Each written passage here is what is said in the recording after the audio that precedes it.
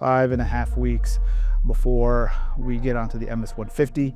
In this video, I'm going to be sharing with you the progress I've made thus far, how far I'm falling behind actually in the progress I should be making, as well as some lessons that I learned from my last ride, which was on March the 2nd. The Ramadan had just started. It was my first fasted ride, which actually wasn't so bad because it was early morning. I had already eaten, so I had some fuel in my body. The challenge was later on in the day because I also had a workout session later that evening. So this ride is a ride for the MS 150. If you haven't already given your support, do go ahead, donate in the link below of this video. And let me go ahead and share with you the progress I've made thus far. This is a midway checkpoint. It's good to see whether or not we're actually halfway through with regards to progress. And in my case, as you can see, that is absolutely not the case. With relation to, for example, training, right? Out of the 24 workouts, I'm about a third of the way. Lagging indicators with regards to just in terms of getting to the appropriate weight and size, waist size specifically, made some good progress there. These two are definitely, this is a consequence of that, meaning my effects on the physique is going to be affected by whether or not I'm putting in the workout and whether or not I'm going into caloric deficit. Now, a big part of this has also to do with the fact that these last 3-4 weeks have been a combination of traveling out of town and the fasting during the month of Ramadan. Now, the thing that I'm really far behind on is the main key, which is the main leading indicator, which is hitting my checkpoints. Every checkpoint is 10 miles, i.e. an hour on the saddle. And I only have done one ride, which was on March 2nd, where we did a 24 something, almost 25 mile ride, which counts for 2 checkpoints, maybe 2.5. And I might just go ahead for personal encouragement. I'm going to go ahead and make that a 2.5. Right? And I'll do the calculation, but it's still not that much progress. This, instead of being at 5%, should be at 50%. And so as soon as the month of Ramadan is over, I'm going to have to hit that hard. Right now, this is the month, this is the week that we're in. So we started here, 1, 2, 3, 4, 5. So this is the 6th week in, 1, 2, 3, 4, 5. And so we got another 5 weeks to go. So this is really the midway point. This is where we're at. It's also the last 10 nights of Ramadan right now as we're talking. So it's actually Friday. One of the things that we're going to be doing today, and I'm probably not going to be documenting, or maybe I will, we'll see, is the training with Sabic, which is a team that I'm riding with. And so, so this basically part of what I have to do is I need to prep my bicycle, which is right here. This is the bike that I'm going to be riding with. This is the bike that I rode with. A couple of things that I need to do. So we're going to be training and doing some training safety stuff for today. A couple lessons, learnings that I've had on this particular ride, which was on the March the 2nd. One, I did this ride fasted. So we got up, and it wasn't really that hard considering the ride started at 7:30 in the morning, which was just about an hour or so after, or hour and a half after I had my morning meal before the beginning of the fast. And so that basically powered me through the entire ride. The only challenge was that there was no water breaks for myself personally in the ride itself. But one thing I realized, and I know from the past, I'm gonna be good for about maybe 35 miles before I'll maybe feel the effects of cramping up due to dehydration when riding my bike. I've been riding my bike for a long time. I got this bike, 2013? It's 2025, so over 10 years, over a decade of riding experience. And so, although I must say, between, I would say in the last maybe 4 or 5 years, I haven't ridden as much. So I'm gonna discount that. So that's nearly a decade of riding experience. This used to be my daily commuter. And so, but the thing is, some of the things that I was reminded of on the March 2nd ride, which I'm going to be cognizant of because there's a ride coming up. Actually, there's going to be a ride every weekend, Saturday and Sunday, for every week coming up. So, and these are like 2 checkpoint rides each. So if I were to calculate right here, so if I were to do 2, 4, 6, 8, 10, so I can hit 10 of my 36 checkpoints just by hitting those weekend rides. So I'm just gonna need to calculate how do I, in addition to those 10 checkpoints, how do I hit an additional, still have another 24 checkpoints to hit. I don't think I'm gonna be able to hit that, but that was an aggressive goal. I know that was an aggressive goal.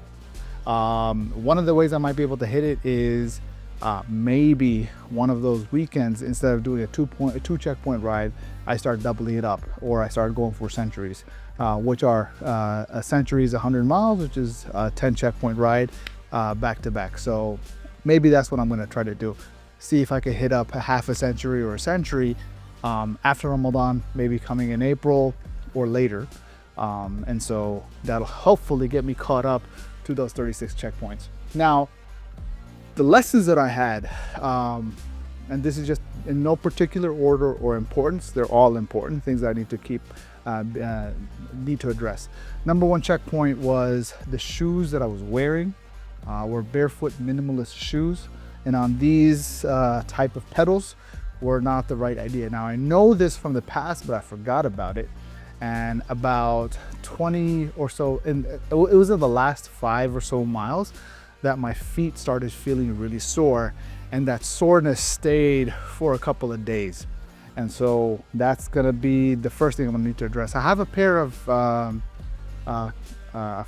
Nikes that I had custom designed for the StrengthDojo channel.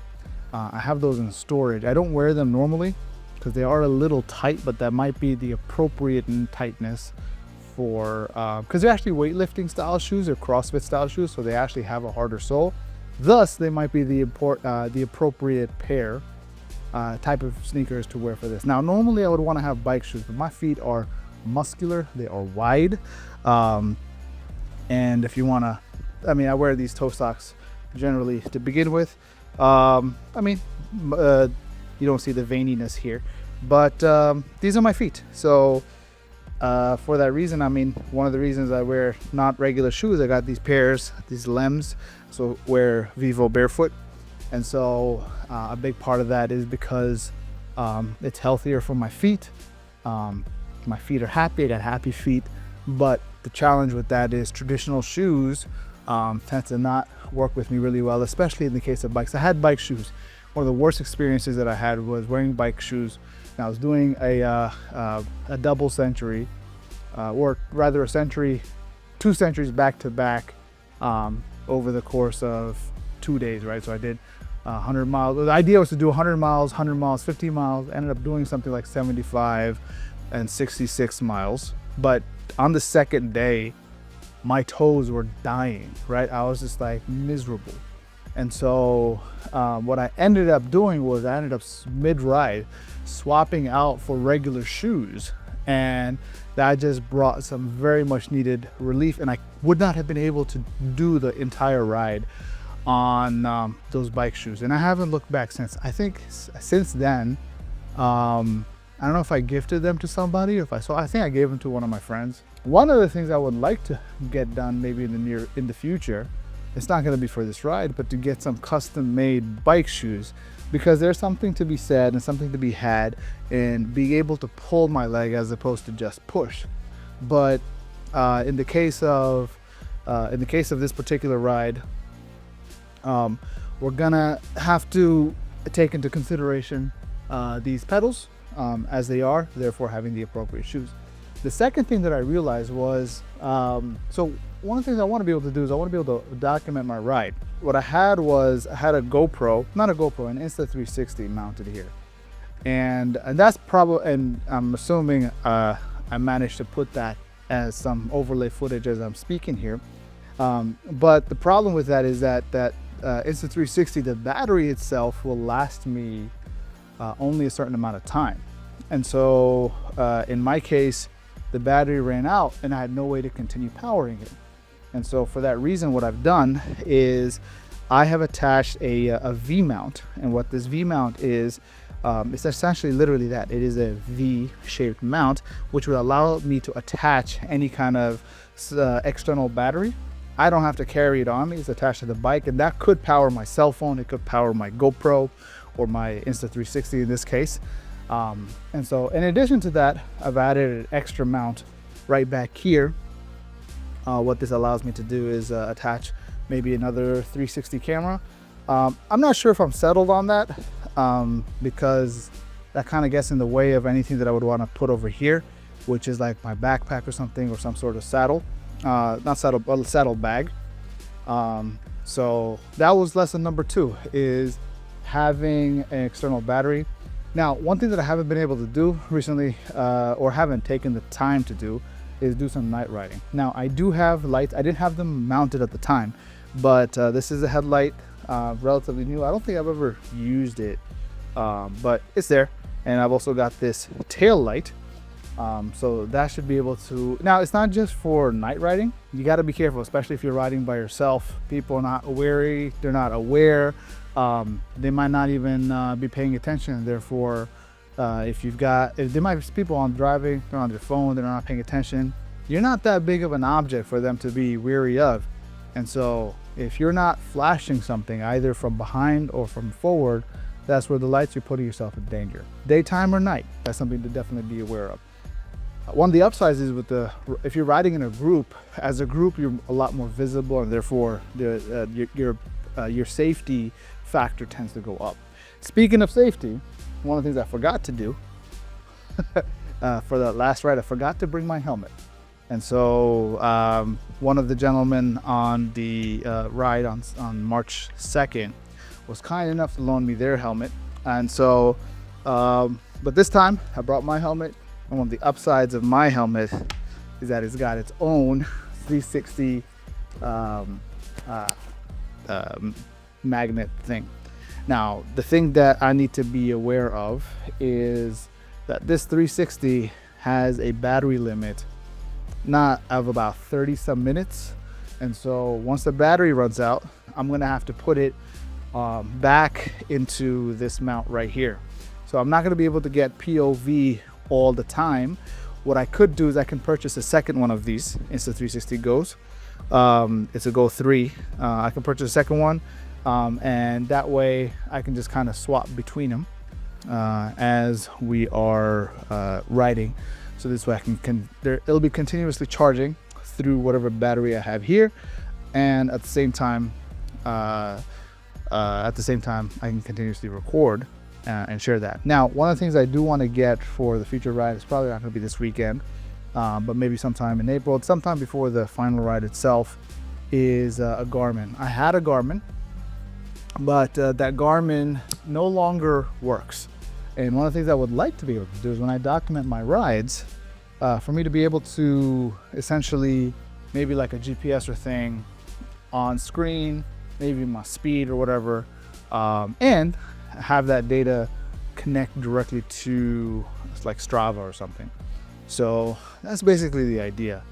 Yeah, so I'm gonna be ready to ride hopefully. But yeah, we've got about just over a week left in Ramadan, and